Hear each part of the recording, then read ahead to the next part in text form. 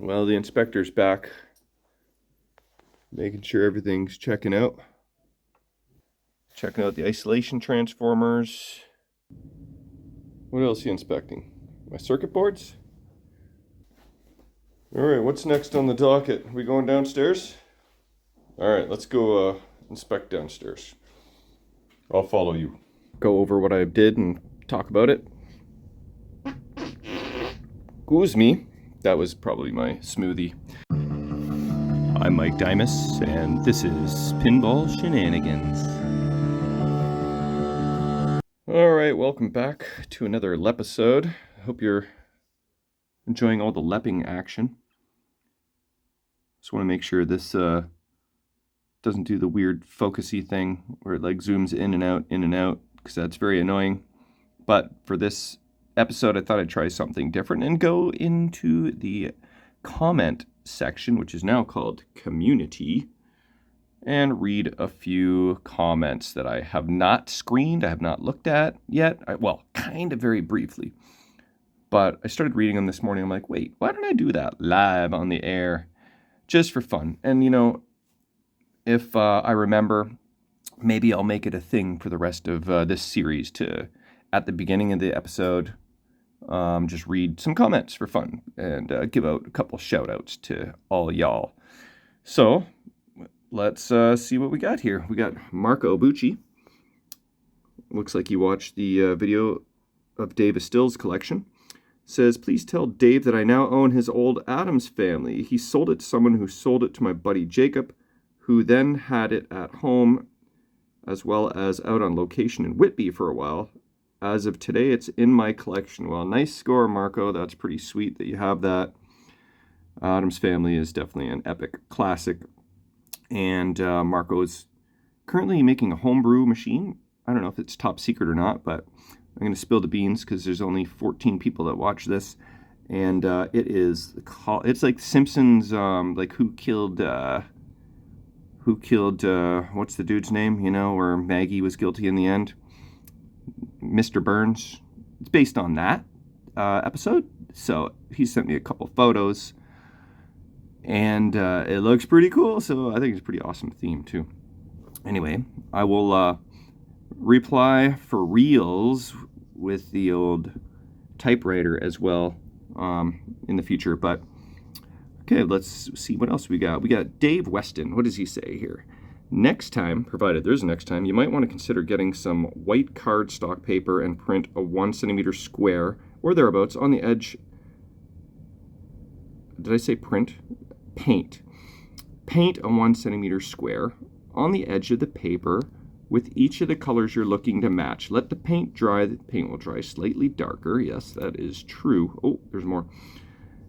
And hold the paper to the surface you're looking to paint. This will take some of the guesswork out of the equation.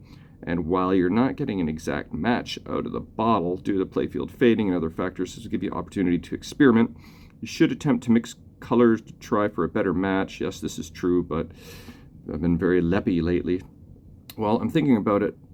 It might not be a bad idea to get some small address labels, attach one to each paint container and a small sample dot on the label. This will provide a quick reference to the dried paint color. These are all very good ideas, and yeah, I definitely will consider that. I need to improve my painting and paint matching skills, that is for sure, so we all know that. All right, this is a Demolition Man video. Comment from Damon Huffman. I hope to acquire Demo Man in the next couple of weeks. Oh, sweet. I'm rewatching episodes to decide how I want mine to look. I think yours turned out looking great. Cool, man. Great game. And yeah, that'll be a nice addition to your collection if you get it, especially if the price is right. We got Robert Walkman here. He says, these two are living like kings. Yeah, I can see it. Living the dream. It's fun to watch too. Right on. And we have got Ayaki, who says, sheesh, just take out that Mylar. I'm a noob restorer and I've done it for 2 playfields already. Use air duster spray upside down. Yeah, I know that trick. Freeze spray. Works pretty good. Let the cold do its trick.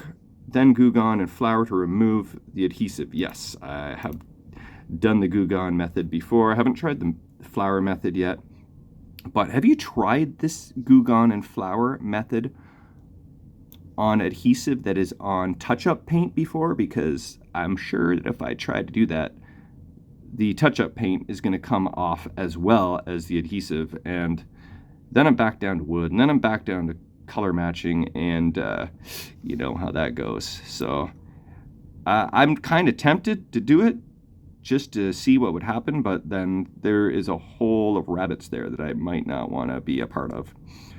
All right, we've got a Xenon comment here. I don't know if I've seen a comment from Dan's Bike 1 before, but the whole point of this game is the sound. Well, maybe, maybe I had it turned down or something too much on this video, so yeah, well, not much I can do about that now. Oh well, moving on. Damon Huffman again. You have a steady hand with that paint pen, thank you. I have a hard time doing that as good as you did. And you're holding a light with your other hand to boot. Impressive. I think Barry is hibernating until the snow goes away. Well, guess what? He came by today, finally, after the snow squalls we had. So it was good to see the dude again. Once you finish that playfield, I think it looked better than I first thought it could. Well, I agree, it's turning out better than I expected, but still very leppy. And YouTube now kind of like provides comment replies, like, I don't know, AI generated kind of thing. Let's see what they say. Thanks, man. I needed to make sure that wasn't the black paint filling in the red target. What? And Barry is definitely a fair weather friend. Okay, interesting. I won't be using those. Mark Jackson says, I'm with you on all these touch-ups, but I still think you may get after a repro playfield before you're done. Just saying. Hey, I'm also just saying that if Santa or someone wants to magically make a playfield appear on my front door for Christmas, then I would probably install it. But right now, I'm too stubborn to spend $1,500 on it, and I wouldn't accept a $1,500 gift either. So it's a lose-lose situation for everybody. But I've been doing the math, man, and the new playfield will put me in over my head on this thing. Like, the cabinet job alone was $2,705. That is not including stencils. So call that basically $3,000. And then you add in all the other expenses. It is getting out of hand. So anyway, we got Daniel Carr. Says that cabinet is like new. Yes, Kevin did a friggin' killer job. And I might just stick that cabinet right here. Move this table out of the way. And then I can work on it and have, if I move this cart out of the way too, then I can have some space back here. And I think I might just do that. So that might work. And I think we got the traditional Richard ABK Storm, who says, I love the Shenanigans. He's like usually the first to comment. He always says that. And to the point where it's become a bit of its own thing, and I almost need to get a shirt that just says, I love the Shenanigans on it. And I'm almost considering changing my high score initials to LEP, because that just makes more sense. I thought of that earlier today when I was shaving. I'm like, shit, man. LEP might be a more applicable high score initials than my ones from friggin' grade 7, my old nickname, Ick. Anyway, these ones I've already replied to, so that is the end of that session, and that took a little longer than I thought, so hopefully you enjoyed that. Let's get to the actual work now. Okay, before we move along here, I want to share this. I haven't looked at all of the photos yet. This is basically the before and after of Kevin's work on my Quicksilver cabinet. And Kevin posts all his restoration photos in this group, Ontario Arcade and Pinball Collectors and beyond. So if you ever want to see all of the work that he does, it's posted here. Just join the group and you can check out the action. So I only briefed over this text here, and I have not looked at all of these photos. So let's have a peek and see just how crappy this cabinet was. Alright, so it reads, just finished this Quicksilver cabinet for my brother Mike Dimas. It started life as a pile of shit and meteor, which is very true. The cabinet was stripped to bare and had to replace the bottom and corner blocks as well as all the bottom support blocks. I nailed and glued it back together to get all tight again, fixed all the bumps and bruises, painted it aluminum silver like all the metal bits were sandblasted and painted. Pinball Pimp stencil kit was used to add the black graphics and then clear coated. Legs, lockdown bars, side rails, coin door, and surround were sent out to get gloss black powder coating. New leg bolts, levelers, locks, barrel spring, etc. All the metal parts were sandblasted and painted titanium silver and all the bolts polished. I dig how this turned out. And now back to Mike for the restoration. Alright, so let's take a peek at these photos. Alright, start off with a little after action. It looks spotty here, but that is just a reflection of something. I don't know what that is. Looks pretty killer, eh? Well, wait till you see the before. So when Kevin pulled off the Pinball Pimp stencils, it kind of left a wrinkling effect behind. And I don't know if you noticed that in any of the videos, but turns out that they're just so sticky that it was literally peeling off a bit of the paint and some of the clear, so it left some wrinkles. But an extra coat of clear resolved the majority of that. So, because we're just like, what is happening? Why is this happening? Because it's not the first time it's happened. We're like, are the stencils faulty? Like, what's going on? Pinball Pimp knows what he's doing. So anyway, so that's what it is. It's literally pulling off some of the clear and or paint. So maybe, yeah, I don't know how you can get around that. But anyway, a little extra clear resolved the majority of that. So here we go. This is what Quicksilver began life as. Yeah, remember that? 5 holes in the cabinet, plus dents, a couple extra in the coin door. Another one here, and then the cheater button here. Like, these things were never meant to last friggin' 40 years, so the operators had no qualms about drilling a whole bunch of holes. Because, you know, in a few years when they make their money, they just sell it or trash it and move on to the next one.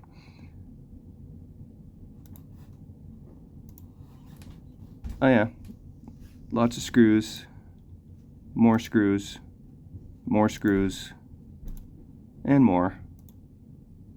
So yeah, that's what the corners used to look like. More screws up here. This meteor really needed, I mean, you know, it's really mostly cosmetic. There is actually some structural damage in the corners. Look at this. This is like mold, white mold, rust, and generic nasty that is remedied. Now, pretty rusty coin door, surround. But, you know, the machine played fine. There's nothing wrong with it. It played perfectly. But if you're going to borrow a meteor cabinet, you might as well. Wow, look at this. Just corner blocks just falling into bits. That looks like the neck. Some serious neck damage. The old bottom with a hole in it. I don't know. You know what? I bet you somebody put on the head and forgot to pull out the cord and just like said, screw it, let's just drill a hole in the bottom, pull the cord out of the bottom. or something like that. Bit of the process of tearing it apart. I'm not sure if this is, what is this? These pieces, oh, those are the support beams across the bottom there. Yeah, pretty brutal. This may be one of the worst cabinets I think he's probably ever done. But, as you can see, in the Graisley fashion, things are starting to come along with a whole lot of Bondo, whole lot of sanding. There's the first coat of silver. Some primer, not primer, clear coat. And we got our black. Yeah, look at that. The top of the neck here is black. That's cool. Didn't even notice that. And then powder coating going on. And then boom. And then boom. There it is. It is kind of technically in the laundry room lineup here. So I can start doing stuff to this. Let's have a quick peek at the guts here. So everything is assembled. I've got my ground strap attached. I'm going to clean off the old corrosion from the original MPU, just with the Dremel there. See how that spreads? And I did have to just move the knocker over a little bit because this bottom board is set a little further back than it originally was, just because these blocks are a little bit bigger than the originals were. So this whole board is shifted a little to the left. And I noticed my knocker wasn't a knocking. So I moved that over, and knocker's good to go now. So yeah, all right, I can get started on doing stuff. What, I'm not sure yet. Repinning stuff, installing boards, servicing stuff like solenoid drivers. Anyway, Quicksilver cabinet is set up, and we'll get started on whatever. Alright, the Dremel took out all of that old crust. Don't have to worry about that spreading. Got the lamp driver in, soundboard in. What is this CPU from anyway? I can't even remember now. Where did I pull this out of? Is this... Oh, okay, so this is my Meteor. Is this the bad Meteor or the good Meteor? I think Brad probably kept his good Meteor. Oh yeah, because it was an all-tech board. So this is the original bad Meteor MPU, which obviously is not going to work with Meteor ROMs in it. But I think it's a working board. So what I'm going to actually probably do is, okay, so my buddy Bigfoot Bruce, quite a while back, sent me a care package, which included a LISY board. What's a LISY board? L-I-S-Y. LISY. It's from like Europe somewhere. And he bought all the parts. He assembled it himself. This is System 80 LISY. And he sent me one of his samples. Check this out. LISY Bally-35. Well, Bally stern. I gotta remember, there's these other parts and pieces too. I think one of these is like for the anti-flicker for the LEDs. I did a whole video on this, so I'm gonna have to actually watch my whole video so that I can remember what everything is, the little bits. Otherwise, you know, I can just ping Bigfoot Bruce. He'll help a brother out. So, if I use this board and it works, I don't need ROMs, and I don't need LED anti-flicker adapters. So I think Quicksilver is a good candidate to finally bust out this board here. So this is what it looks like. I just got to figure out, here we go. Bally Stern game selection. Seems pretty straightforward. There might be some jumpers that I have to investigate, but I think I'll start with this, and if this works, that would be pretty sweet. So I'll set that there for now, and then I have to just do a couple things to this solenoid driver board. This also came from the Bad Meteor. This chip has been changed. This cap has been changed, which is good. And there's no fuse here because I discovered this after the fact. Someone just jumpered it. Not very smart. That is high voltage for the displays, and I could start a fire. So what I'm going to do, also this burn trace has been fixed. Transistor has been replaced. What I'm going to do is just add 3 little mods on this thing. Address the fuse clip, install a fuse, do the fuse clip mod, reflow all the headers, and give that that service. Give this that service, and then I'll be happy with the state of this solenoid driver. Although I can't say for sure it worked, but I think it did work.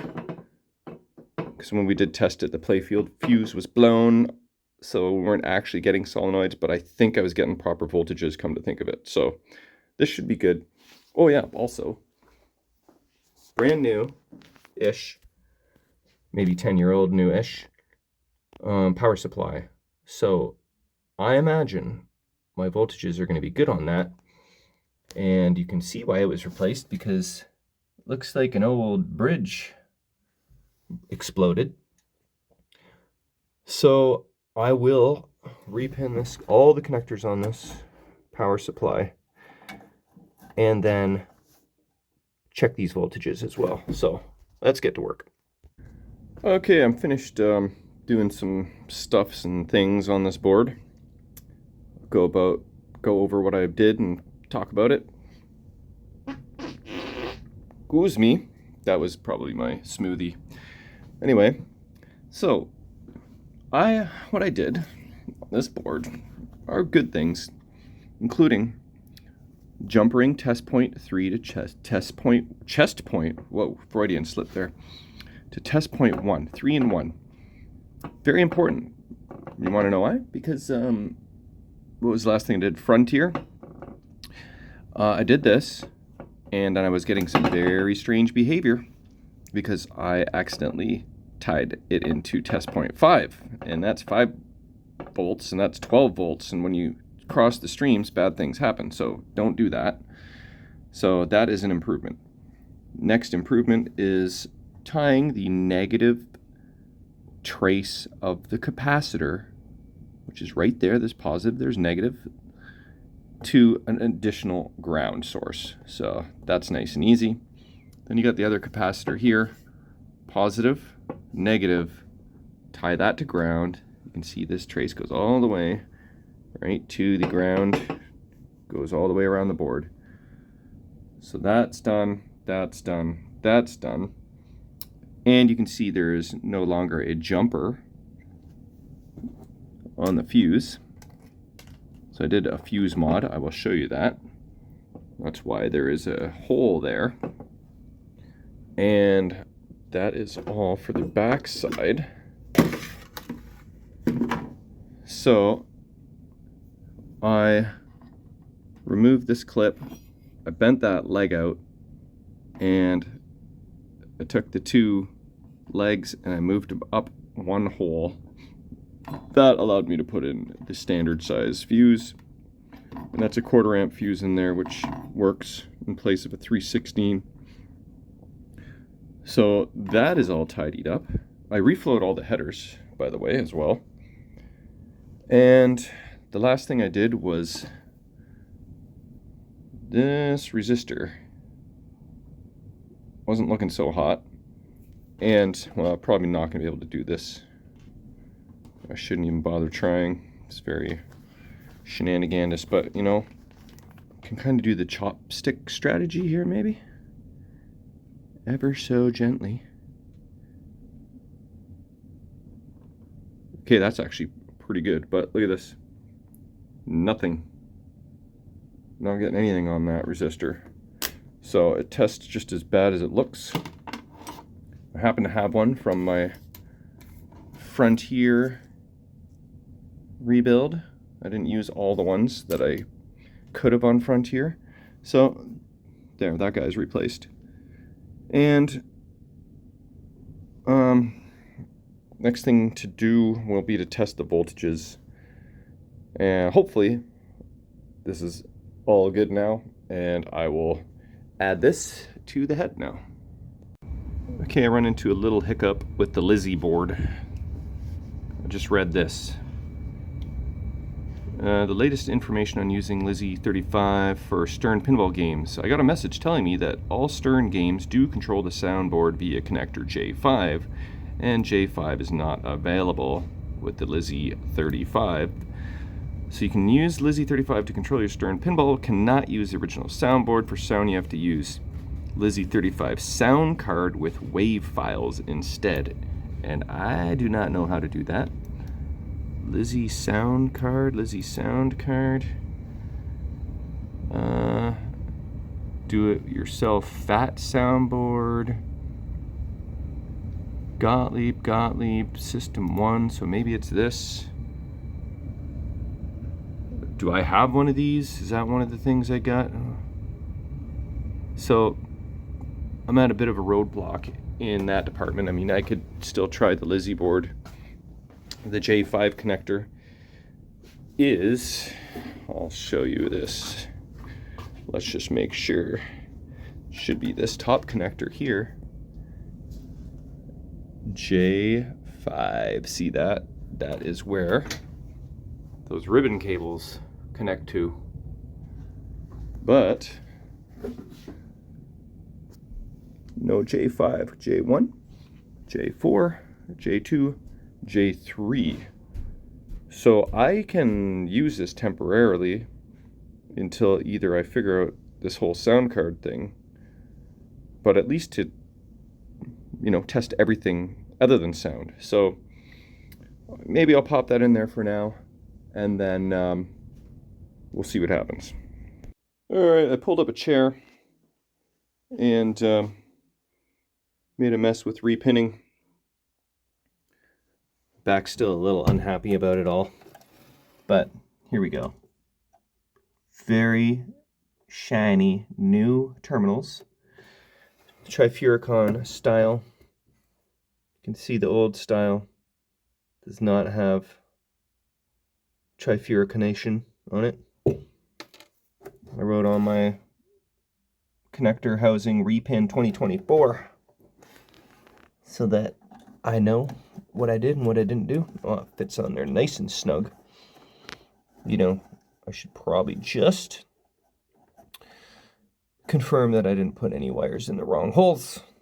I did take a photo, and I found this ground wire. It's got to go somewhere. Maybe it goes here. I am going to find that out because that probably should be addressed before I forget, and then it just like flings around and like shorts something out. Let's see if Stern Magic, Quicksilver's new neighbor, has anything to say about that wire. Where is it? Sure I can find the answer if I raise the hood, but there's so much crap on here. I'm putting those connectors upside down. Look at that. In theory, boys and girls. No, I'm not going to remove it.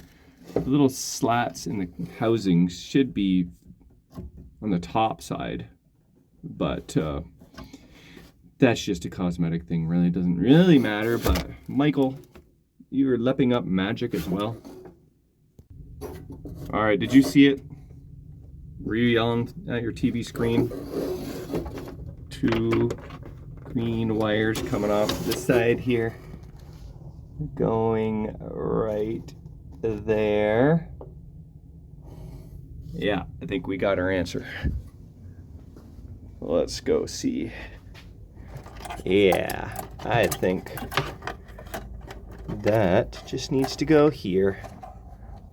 So, crisis averted. Mark Valuk says his buddy calls this game Quicksilver. I never heard that one before, but makes sense. Okay, so out of the 3 MPUs, NVRAM Readly, whoa, I don't think I said that right.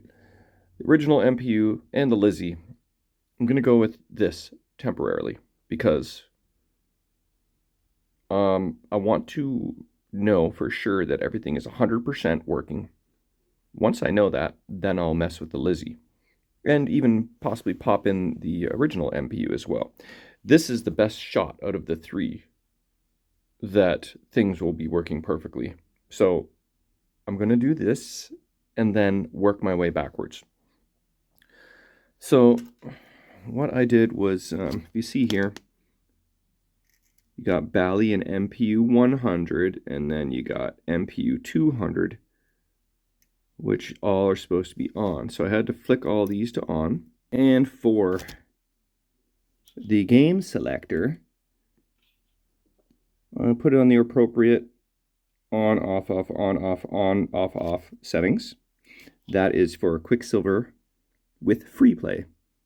And then the last thing I did was move this jumper for the clock speed from down here.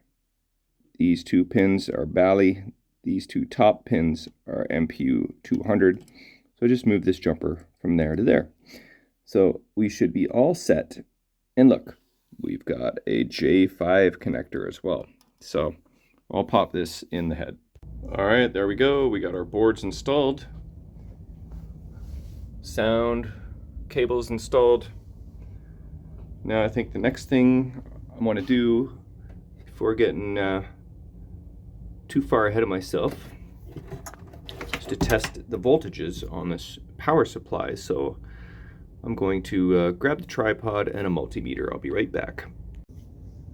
Okay, I have these voltages pretty much memorized after doing this umpteen 100 times. But I got my cheat notes just in case. Now I just gotta find a spot to put ground. Here we go. Now, let's see what we got. Let's turn on this machine. We literally have 1 light bulb on the coin door that just turned on. Oh, got a light on here. What does that mean?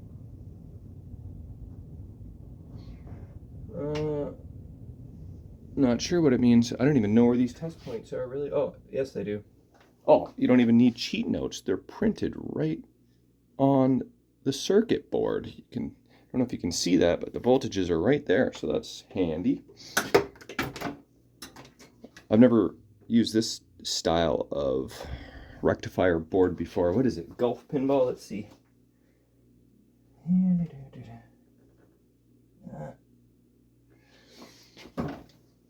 I don't know about you, but all I can see is the back of my head.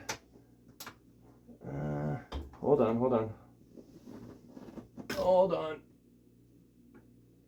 on. No, I can't see the manufacturer. Forget it. Okay. What do we got here? We got DC voltage. This guy wants to be 6 volts. Can you guys see that? Okay.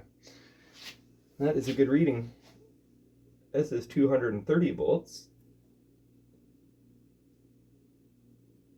It's not quite 230, is it? What do my cheat notes say? Rectifier 230 plus or minus 27. By my math, that ain't really mathing up, is it? Okay, let's move over to solenoid voltage. 43 volts we want here. That's good enough. And how come I feel like I missed something? Where's the 12 volts? Right here. That's pretty happy. Now AC voltage. We know our AC voltage is supposed to be 7 volts.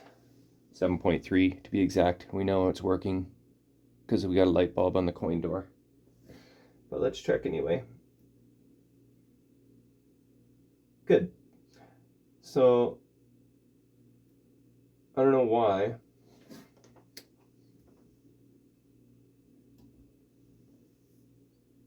The display voltage is so low, but I'm not going to concern myself too much about it right now. So, moving on.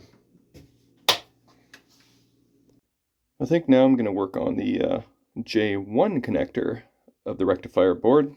That's J2, big one on the bottom. It's J3. Here's J1. It don't look so good. And these new rectifier boards, they come with an extra pin. So this connector is actually like, what, 1, 2, 3, 4, 5, 6, 7, 8. 8 pins long, but there's actually 9 pins on the board. So that one pin is going to be left exposed. So this housing is ugly enough that I'm going to just put on a new housing. Someone's already did this. See that? That's cut. And it's missing the key, so that doesn't help. And also, they friggin', look how short this white wire is. I don't love that. I'm not going to correct that just yet. I was thinking of extending it, but I'll only do that if when I go to put in the playfield, I find I have limited slack. Hopefully that's not the case. But if it is, then it's easy enough to add a little bit of extra wire. Now is probably the time to do it, though. So, I don't know. Maybe I will. But I'm going to start with a new housing. Alright, we're all done with that connector. All that nasty is no longer. I've got a new connector, new pins, new housing. Got the key in there. I got it labeled. And I went with 9 length housing, so that doesn't seem weird when you're sticking in this connector and there's one header still exposed. You don't want your header exposed, let me tell you. Oh, come on now. Why are you fighting me? Fine, I'll go over the top here. So this is gonna go on. No, there we go. Look at that.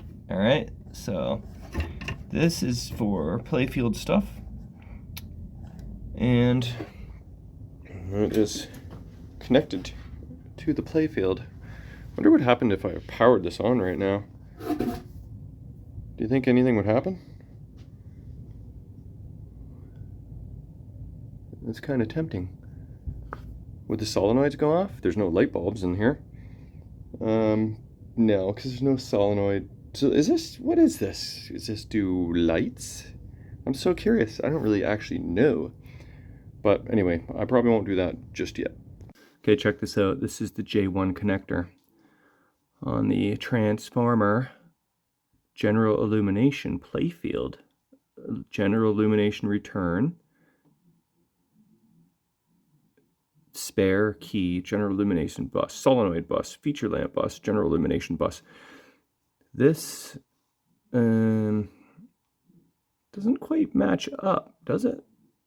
Yeah, maybe it does. No, because I have something on pin 1 and 3. And my number 2 is a space and my 4 is a key.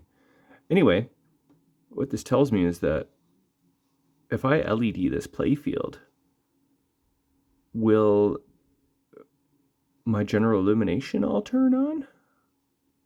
I think it just might. Well, that'd be a good way to test my LEDs then. Alright, let's have a little fun here. I just threw a bunch of LEDs in the general illumination on the playfield.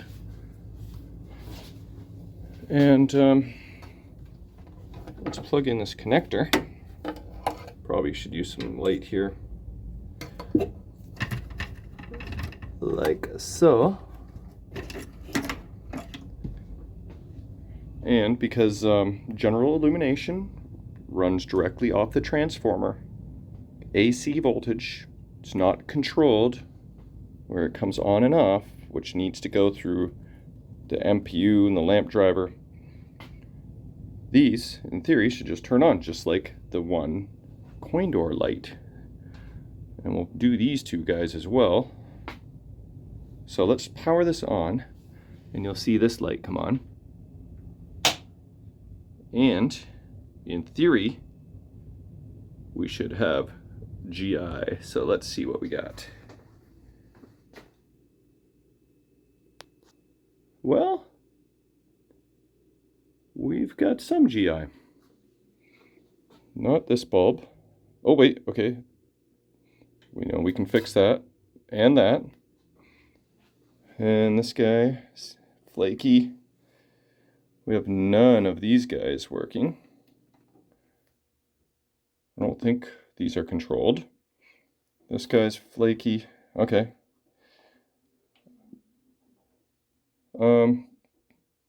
So flakiness, for the most part, this might be some loose wire, unless this happens to be controlled. But either way, to start, right? It's the first sign of life on this Quicksilver. So that's fun.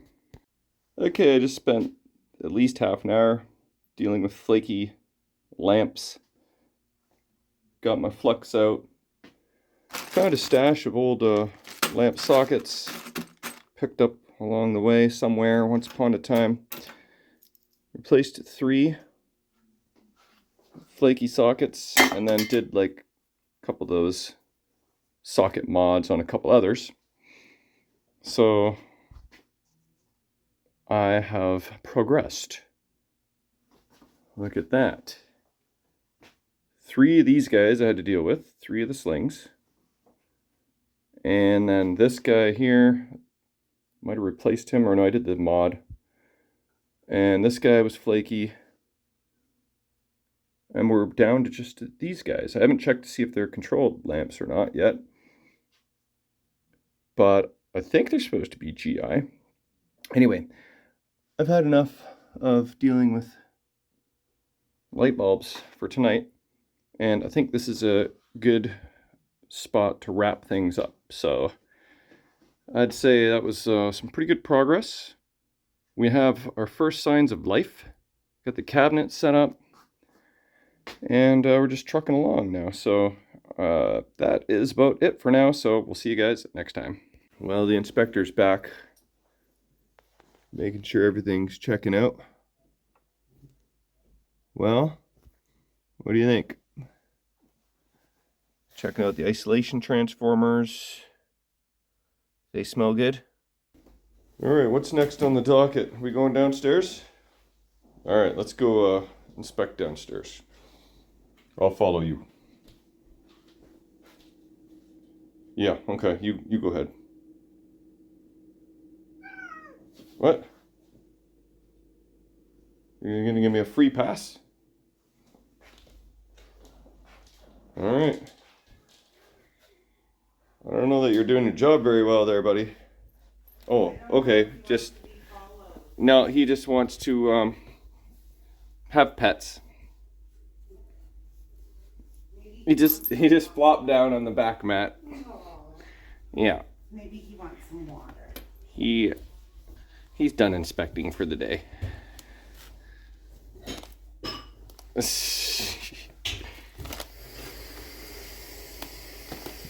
You're a little turkey.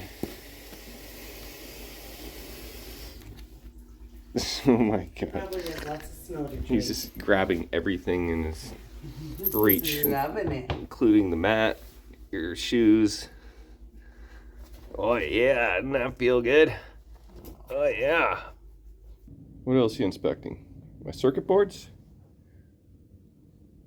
They're fine, they check out. Alright, basement inspection. You want to see if he wants this? As finally taken place. Or I can put it up here. Alright. It's tuna. It's fish. The inspector doesn't like to get paid in cash.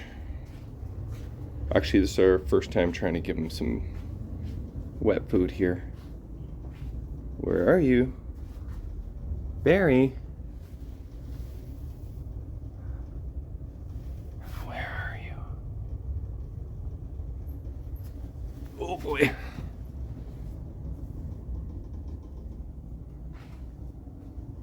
I got your food. I've got your payment for the day. Oh, there you are. Going behind the furnace. You're gonna get so dusty. Hey, there's an old cat toy back there. No wonder you're back there. Alright, dude, come, check it out. Here is your payment for your services. What do you think? Or do you want to go back to that spot on the floor? Huh? You're not interested? No, he must be well fed. Yeah. He's sniffing it. But no, he's good. Alright, well. Still waiting for the official seal of approval. But looks like Barry's work here is done. Thanks, buddy. We'll see you next time.